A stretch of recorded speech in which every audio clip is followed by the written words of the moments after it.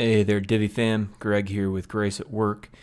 Quick video to show you how you can inject a footer into every single page on your website. Let me just make this caveat right at the start. This is not original at all with me. However, this is something I learned from one of my developers. His name is Shay with Divi Pro. Does a great job out there, and he is the one who has taught me this process. And so here's the steps that you're going to do. Try to keep it pretty easy. First, you want to design your footer. And so all I've done here is I've created a footer test page and created my footer right here. Rather simple. You can get as complex as you want. But I've got my footer created in a page. Once I've created a page, I'm going to save it to my library. And so I'll just call this my footer. Right here. It can be a global item. It does not have to be a global item. So I'm just going to go ahead and save that over to my page. And we'll go ahead then and let's just go ahead and trash this for now. I'm just going to put some placeholder in here so that we've got something to look at in a few minutes. So once your footer's created and you've got that saved to your Divi library, let me show you where we have that now. Go here to my Divi library.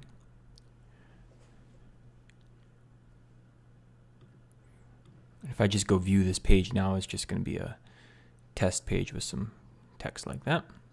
All right, so I've got my footer in there now. So now the next thing you need to do is work a little bit with some code. And this is pretty straightforward and I think pretty easy for even those who are maybe a little intimidated by code, but again, pretty straightforward. Got my code editor right here and I've got a few files open. There's two things that need to happen. One, in your functions PHP file. So if you look at your files structure here, this is just my child theme right here. You're gonna have a functions PHP folder, and you want to make sure you make these changes in a child theme. You don't want to do them directly in Divi itself, because if you do that when you update Divi, and as frequently as they update the theme, everything you do here would be blown out. Child themes are another topic, but we use a child theme here at Grace Work. So we're gonna open up our functions PHP folder. Or file, I'm sorry, and we need to add just a little snippet in here. And this is my snippet right here. And I'm gonna make this available to you. If you just copy and paste this right into your functions PHP file and save it, there's nothing you need to change to that. Very straightforward. So we are done with those two. And what this shortcode, or what this is doing, this is more or less saying, allow Divi library items to be used via shortcode. And that's what we want to do. We want to use this module, or I'm sorry, this section in a shortcode. And we'll get to that in a second. So functions is done. And now what we want to do is go into our footer file, footer.php. Now in your child theme, you may not have this file. In fact, most child themes aren't going to come with it, especially if you have made your own.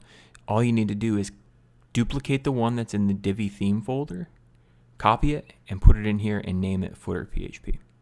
So I'm going to open that up, and you're going to see right here at the very top, I've got this highlighted in gray. I'm going to get rid of my comment there to comment it out. And you'll notice this is edited a little bit too. I've got my Site by Grace at Work credit in here as well. There's a couple other tweaks in here, but you don't need to mess with those. What you want to pay attention to is this shortcode. So here we have this shortcode right here. And what it's doing is it's looking for module 355. Well, that's probably not our module number. And what we want to do is get our module number. So if we click on our footer, up here in the very top, we're going to get our module number. And it is this number right here. 215476. So we're going to copy that and we're going to paste that right in between the quote marks. You want to make sure you keep those quote marks. Those are very, very important. We're going to save our footer file now. Now, if we did everything correctly and we head back over here to our footer test page and we refresh this, we are now going to see our footer. Now, it's here. It's just not that pretty because it was built for another site. But we've got the text coming in. We've got the social. There's actually supposed to be an image right here. And if you want to start tweaking the way it looks, you're just going to do that by going into in the actual footer right here.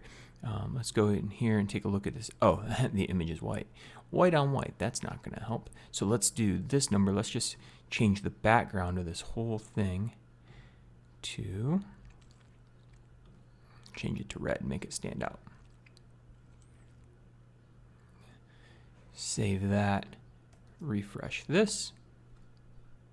And there we go. Now you can see all the text that we had in there. And then what I'll usually do is I like to bake everything right into my section. I'll go into my CSS and then hide this very bottom part. So to do that, if we just look at our inspector, I believe it's called footer bottom. Yeah, footer bottom, and it uses an ID. So we would just go into our Divi theme options real quick.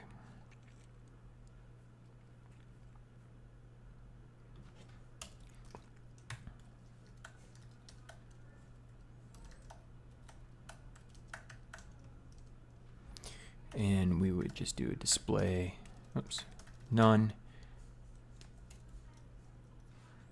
Save those changes, come back out here, and that's going to be gone. So just like that. That is how you inject a footer into Divi.